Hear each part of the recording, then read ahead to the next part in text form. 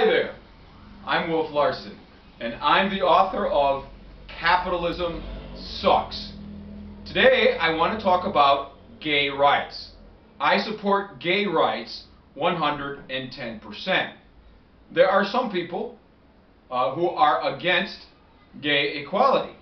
Their argument is that animals don't engage in homosexual acts, therefore homosexual acts are unnatural. That's their argument.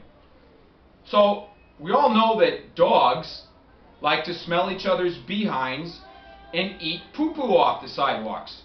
So if we're to be more like the animals, should we all eat poo-poo off the sidewalks and smell each other's buttocks? I think not. Just because the animals don't engage in homosexuality doesn't mean that people shouldn't engage in homosexual acts if they don't want to. We are people, not animals. The other argument that these homophobes use against homosexuality is that gay people cannot make babies. Well, it's true that gay people and lesbians cannot make babies, at least within their homosexual couples, but guess what? The good news is there's no lack of babies on the planet. So since there's no lack of babies on the planet, I don't see what the problem is. So obviously the arguments against homosexuality are 110% wrong. Oh, then there's the other argument, that the Old Testament is against homosexuality. But in the Old Testament, two women have sex with their father, and it's not even criticized. So according to these people, we should live according to the Old Testament. Are young ladies to have sex with their fathers? This is ridiculous. Okay? The arguments against homosexuality and it supposedly being unnatural are all stupid. Okay? So what we need to do is fight for gay rights. We should remember that the Soviet Union took anti-sodomy laws off the book back in 1919. That was the Soviet Union of Lenin and Trotsky. Today, in our country, the United States, there are still anti-sodomy laws on the books in many states. Now, under Stalin, homophobia made a comeback in the Soviet Union because Stalin was not a socialist. He was a privileged bureaucrat who didn't give up about socialism. Socialists believe in gay rights, they fight for gay rights, and one of my points I want to point out is gay rights are coming too slowly. How many years after the Stonewall Rebellion are gay people finally getting the rights to marry in some states?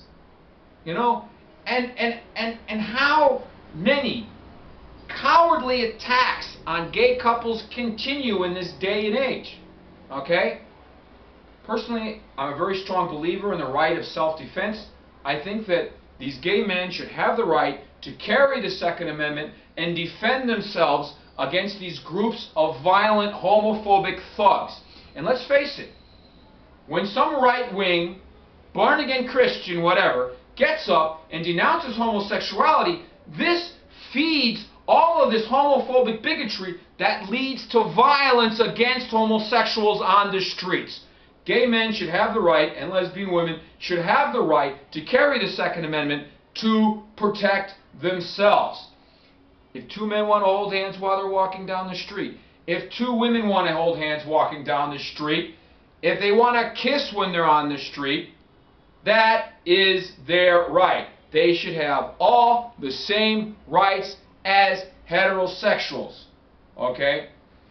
How do we fight for gay rights? Okay? Well, that is difficult. There is just so much homophobia in our society still. Progress is being made very, very slowly. But I think it's important to get unions involved in the struggle for gay rights. If there are some union hacks who are homophobic, throw the union hacks out. Okay? I myself had blue-collar union jobs for 10 years, and I'm a very strong believer in gay rights. Okay? We have to realize that gay men, especially gay men, are the targets of these attacks, cowardly attacks by these groups of homophobic bigots, and gay men must have the right to defend themselves. They must have all the same rights as housing. They must have all the same rights as marriage, etc. Okay? Anyway, that's what we have time for today. My name is Wolf Larson. I'm the author of Capitalism Sucks, and I believe 110% for gay rights. Bye-bye.